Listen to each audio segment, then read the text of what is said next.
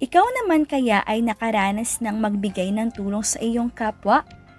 Halimbawa, nakapag-share ka na ba ng pagkain sa iyong kaklase o kaibigan? Natuwa ba siya? Ikaw, naging masaya rin ba ang iyong pakiramdam? Hindi ba't masaya sa pakiramdam ang tayo ay makapagbigay at makatulong sa iba?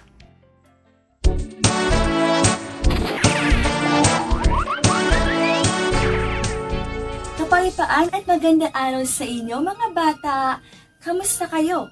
Halina at pag-aaralan natin ang ating kwento sa araw na ito na pinamagatang Ang Batang Mapagbigay, na mababasa sa 1 chapter 6 verse 1 to 13.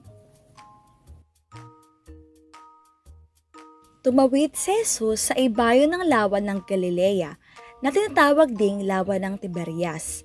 Sinundan siya ng napakaraming tao sapagkat nakita nila ang mga himalang ginawa niya sa pagpapagaling sa mga may sakit. Umakyat si Jesus sa bundok kasama ang kanyang mga alagad at naupo roon.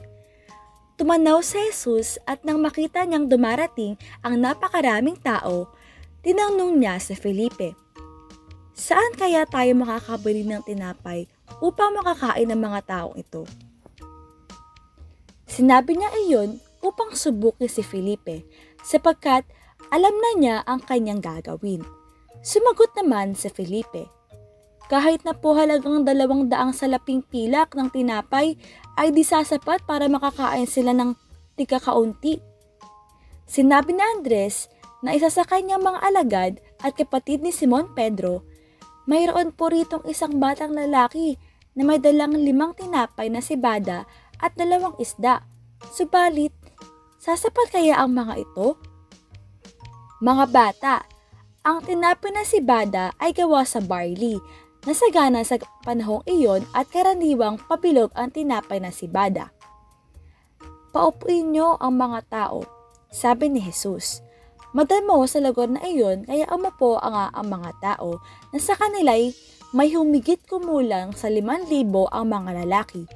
Kinuha ni Jesus ang tinapay at matapos magpasalamat sa Diyos ay pinamahagi iyon sa mga taong nakaupo. Gayon din ang ginawa niya sa mga isda. Nakakain ang lahat at nabusog. Nang makakain na ang mga tao, sinabi ni Jesus sa mga alagad, "Ipunin ninyo ang lumapis nang di masayang."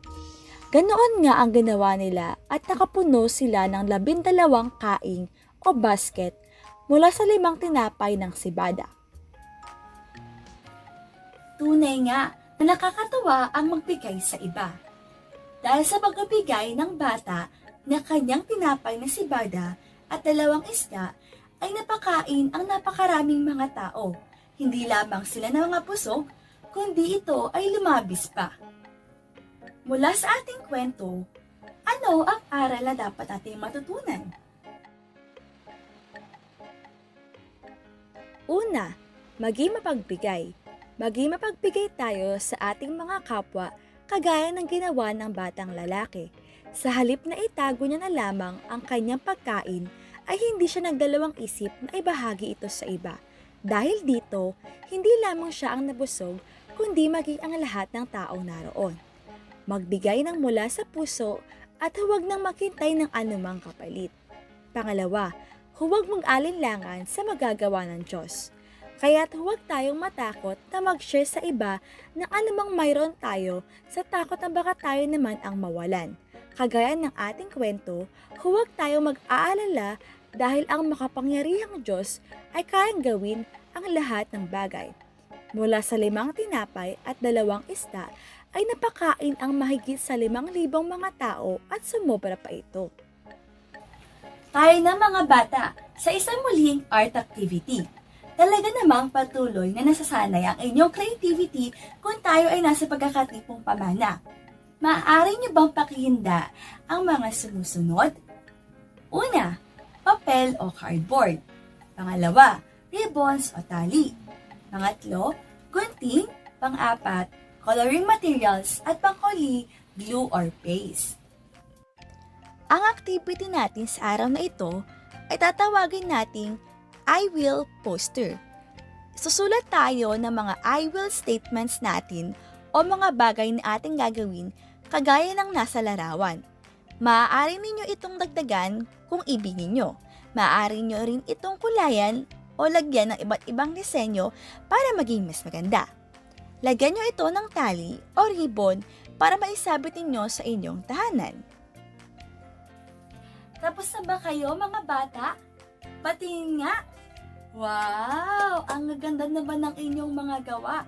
Isabit ninyo ito sa inyong mga tahanan upang palagi ninyong makita at maalala.